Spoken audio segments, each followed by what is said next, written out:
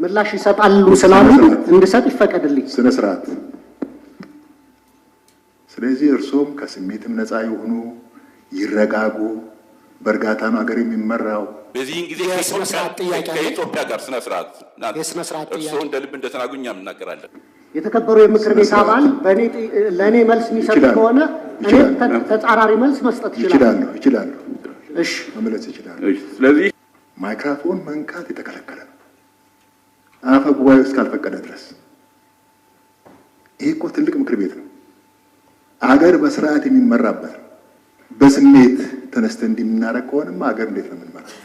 የተከበሩ አቶ ዳንኤል ክብረት የሃይማኖት መምህር ሆነው ረጅም ጊዜ የምናውቃቸው ናቸው። ሰብሳቢ ሆነው እንዲመሩ በቀረቡት አቶ ዳንኤል ክብረት የሃይማኖት መምህር ሆነው ረጅም ጊዜ የምናውቃቸው ናቸው። ቅርብ ጊዜ የመንግስት ተሿሚ ከሆኑ በኋላ ግን እያደረጉት ያለው እንቅስቃሴ ላሉበት የጠቅላይ ሚኒስትሩ የማህበራዊ ጉዳይ አማካሪነት ማይመጥን በዋነኝነት የጦርነት ፕሮፓጋንዳ አሳላጭና አቀጣጣይ ሆነው አግኝቻቸዋለሁ ብዬ አስባለሁ። በዚህ በጣም አዝናለሁ። እሱ ብቻ አይደለም።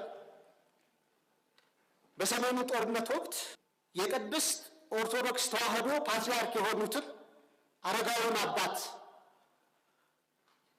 ብፁዕ አባታችንን ለምዕመኑ ድህነት ለሀገር ደህንነት ስጋት ናቸው ብለው ከአንድ የሃይማኖት መምህር በማይጠበቅ ሁኔታ እኒህን አረጋዊ አባት ከፍ ዝቅ አድርገው በሚዲያ የተናገሩ ስለሆነ ብዙ ኦርቶዶክስ አማኝም በዚህ ስለተከፋ እና የኢትዮጵያ ብሮድካስቲንግ ኮርፖሬሽን ደግሞ የኢትዮጵያ ሕዝብ 10 ብር በየወሩ ከእያንዳንዱ ቤት እየተቆረጠ የሚተዳደር የቴሌቪዥን ጣቢያ ስለሆነ የጠቅላይ ሚኒስትሩ የማህበራዊ ጉዳይ አማካሪ ሆነው በኢትዮጵያውያን ማህበራዊ ትስስር ከማጎልበት ይልቅ ማህበራዊ ትስስራቸው እንዲላላ በሃይማኖት፣ በብሔር፣ በፖለቲካ አቋማቸው አወዛጋቢ ስለሆኑ የተከበሩ ዳንኤል ክብረት በአማካሪነት መሾማቸውን መቃወም መሆኔን ለመግለጽ ነው። ለየት ያለ ሀሳብ ከተከበሩ የተነሳውን ጉዳይ በተመለከተ እኔ በጣም ገርሞኛል። ለምሳሌ ከተነሱት ሀሳቦች ጦርነት አሳላጭ፣ በሰሜኑ ጦርነት እንደዚህ ነበሩ። ይሄ አግባብነት አይጠበቅም ከአንድ ምክር ቤት አንድ ይሄ እንዲመዘገብ። በዚህን ጊዜ ከኢትዮጵያ ጋር ስነ ስርዓት እርሶ እንደ ልብ እንደተናጉኛ እናገራለን። የስነ ስርዓት ችግር አድምተን እናገራለን ነው የገለጸው ያለው። የስነ ስርዓት ጥያቄ አለ አይደለም የለውም። ይሄ ሞሽኑን ካቀረቡት ጥያቄ የሚያቀርቡት ሞሽኑን ያቀረቡት ወይም በተከበሩ አፈ ጉባኤ እንጂ የተከበሩ የምክር ቤት አባል ለእኔ መልስ የሚሰጥ ከሆነ እኔ ተጻራሪ መልስ መስጠት ይችላሉ።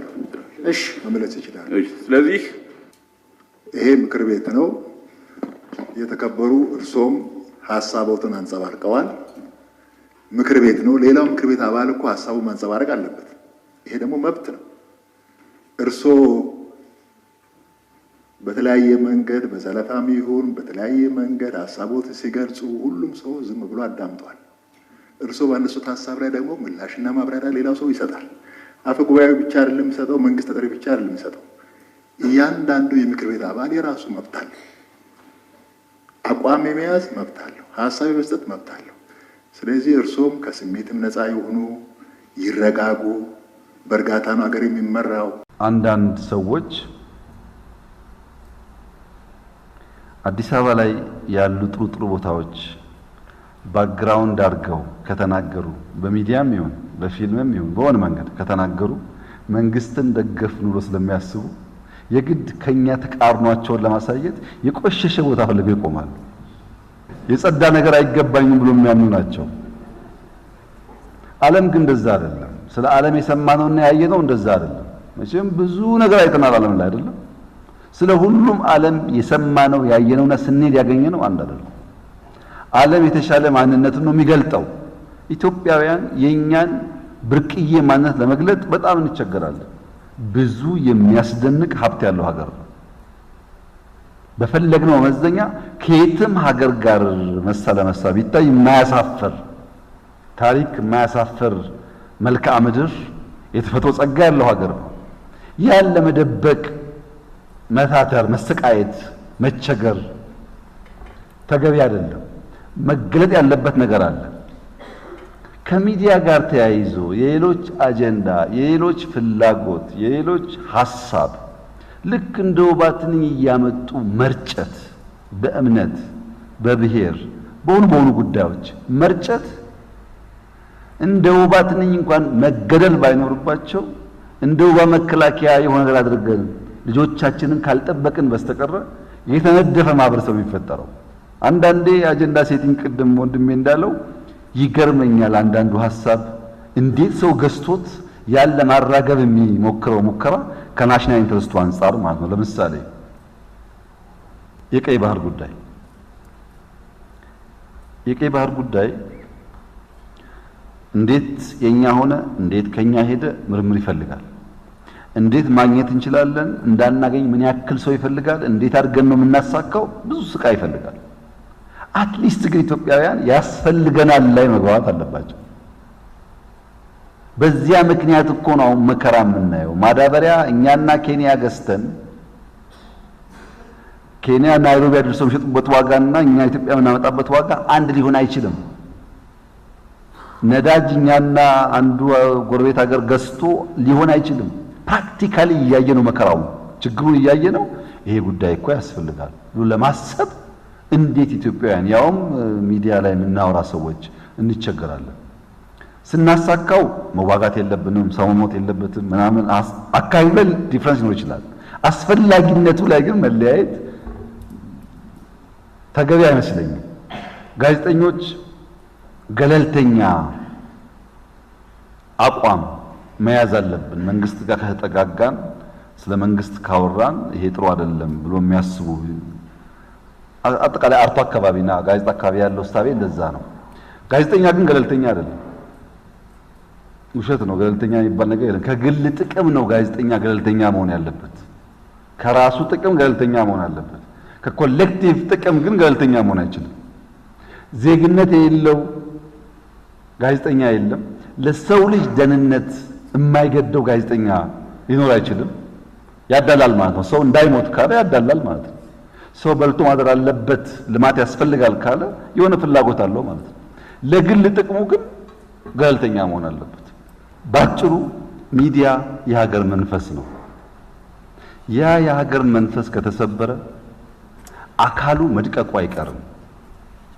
መንፈስ ሰባሪዎች አካል አድቃቂዎች እንደሆኑ አውቀው ካልተጠነቀቁ በስተቀር የልጆቻችን መሻት፣ የልጆቻችን ፍላጎት፣ የሀገራችን ፍላጎት ኮምፕሮማይዝ በሚያደርግ መንገድ በየቱ ከሰራን ውሎ አድሮ ጥፋት ማስከተሉ አይቀርምና ለብሔራዊ ጥቅም የቀናንና የተጋን መሆን አለብን ብዬ አምናለሁ።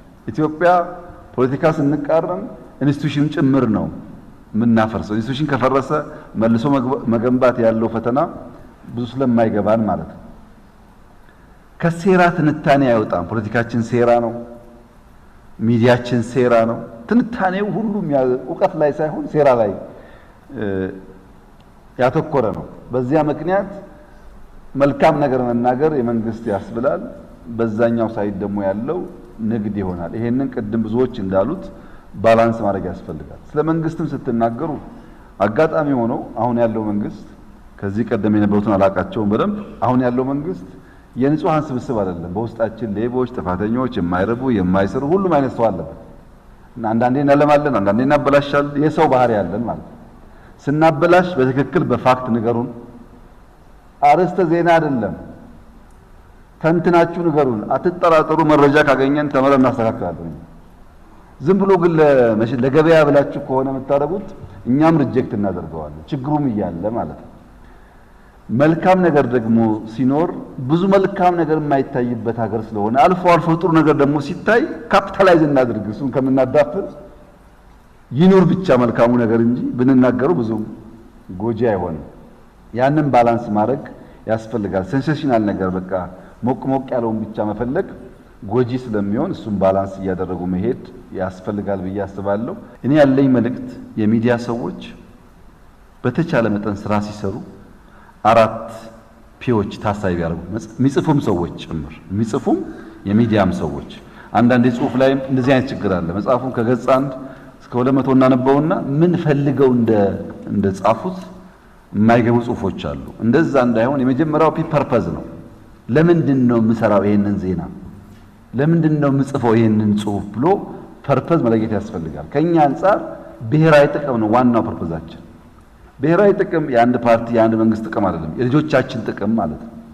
ፐርፐዝ ከሌለው አለመስራት ነው የሚሻለው ማንኛውም ነገር ቢሆን። ሁለተኛው ፐርስፔክቲቭ ነው። ያ ነገር የሚታይበት እይታ ሙሉ ካልሆነ ለኔ እንዲመቸኝ ለአንቺ እንዲመችሽ ከሆነ የሚነገር ሙሉ እይታ ካልሆነ የተስተካከለ መረጃ አንሰጥም። ፐርፐዝ ቢኖረውም ፐርስፔክቲቭ በጣም ወሳኝ ነው። እይታችን የተሟላ መሆን አለበት ስለማንኛውም ጉዳይ ስናነሳ ማለት ነው። እይታ የተሟላ ካልሆነ ለኦዲየንሳችን ያልተስተካከለ መረጃ የምናስተላልፈው። ሶስተኛው ፕሮፌሽናሊዝም ነው። ሙያን በጣም ማክበር ያስፈልጋል። አራተኛው ፕሮክሲሚቲ ነው። ስለሚያወሩት ወሬ ቀርቦ ማወቅ አለበት።